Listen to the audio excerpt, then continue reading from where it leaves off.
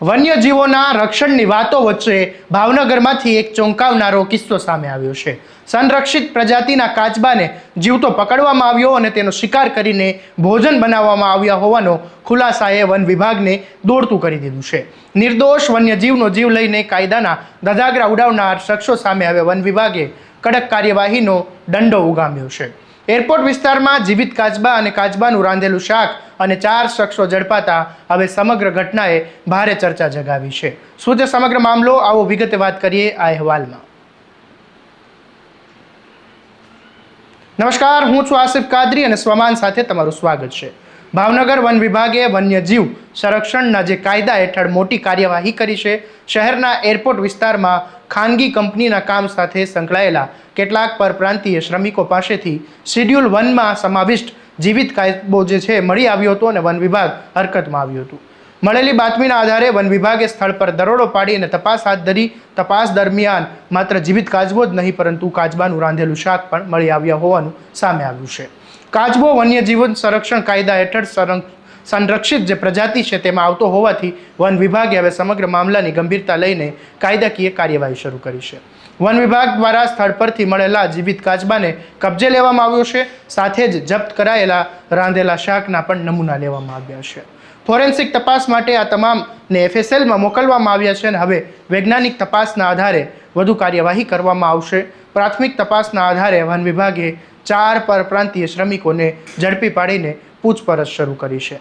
આરોપીઓને કોર્ટમાં રજૂ કરવામાં આવ્યા અને તેમની સમગ્ર મામલાની ઊંડાણપૂર્વક જે તપાસ માટેની રિમાન્ડની માંગ કરવામાં આવી હતી। હવે સૌથી મોટો સવાલ એ છે કે આ જે સંરક્ષિત પ્રજાતિનો જે કાચબો છે એ આવ્યો ક્યાંથી? શું આ એક માત્ર સ્થાનિક ઘટના છે કે પછી તેની પાછળ કોઈ શિકારીનું મોટું નેટવર્ક કાર્યરત છે? વન વિભાગ હવે આ તમામ મુદ્દાઓને ધ્યાનમાં રાખીને તપાસ આગળ ધંપાવી રહ્યું છે।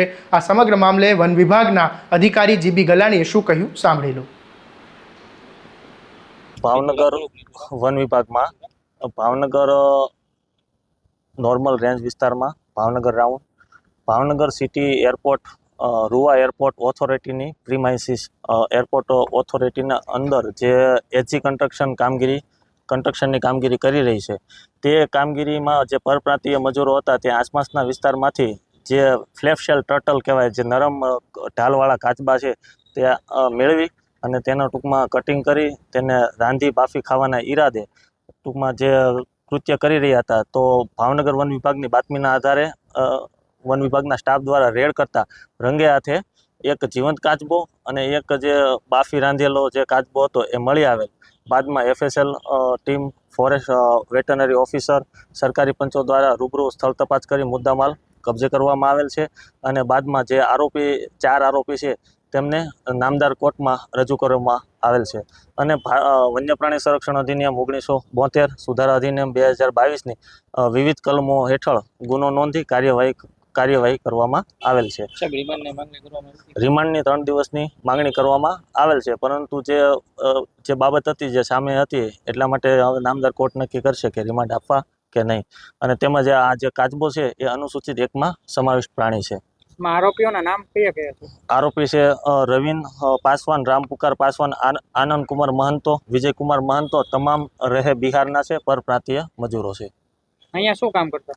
અહીંયા જે એરપોર્ટ ઓથોરિટીમાં જે કન્સ્ટ્રક્શનનું કામ છે તે કોઈ કંપની દ્વારા તેમના પરપ્રાંતીય મજૂરોને રાખવામાં આવેલ હતા। એવી કઈ વાત છે કે બીમારી નીકળી જાય ખાવાથી? એટલે કે જો લોકોની અલગ અલગ માનસિકતા હોય છે કે જે આ કોઈ વન્ય પ્રાણીનું સેવન કરવાથી કે કોઈ વનસ્પતિનું સેવન કરવાથી એને ફાયદો થાય, પણ જે અંધશ્રદ્ધાના ભાગરૂપે ટૂંકમાં આ લોકોએ કૃત્ય કર્યું હોય એવું પ્રાથમિક અનુમાન છે અમારું। લોકોને એવી અપીલ છે કે કોઈની વાતોમાં કે કોઈ ભ્રમમાં આવવું નહીં, કોઈ વન્ય પ્રાણીનો રંજાડ કરવો નહીં। આજુબાજુમાં કોઈ વન્ય પ્રાણી તમને જણાય તો વન વિભાગનો સંપર્ક કરવો। જ્યારે પણ કોઈ આવા જે આપણે જે આજુબાજુમાં આપણો જે પ્રાકૃતિક વારસો છે તેનું જતન કરવું એ દરેક નાગરિકની ફરજ છે। વન વિભાગ એકથી તાળી નહીં પડે, સહિયારા પ્રયાસથી આપણે આપણી પ્રકૃતિ અને વન્ય પ્રાણીનું જતન કરી શકશું। હાલ તો વન વિભાગ આ સમગ્ર ઘટનાની દરેક દિશામાં તપાસ કરી રહ્યું છે। FSLના અહેવાલ બાદ વધુ ખુલાસા થવાની શક્યતા વ્યક્ત કરવામાં આવી રહી છે। જો તપાસમાં કોઈ મોટું નેટવર્ક સામે આવશે તો આગામી દિવસોમાં વધુ ધરપકડો પણ થઈ શકે છે। ત્યારે હવે સૌની નજર વન વિભાગની તપાસ અને તેના પરિણામો પર ટકેલી છે। દરેક અપડેટ અને વિગતવાર સમાચાર માટે તમારા સ્વમાનને સબસ્ક્રાઇબ કરવાનું ભૂલતા નહીં। નમસ્કાર।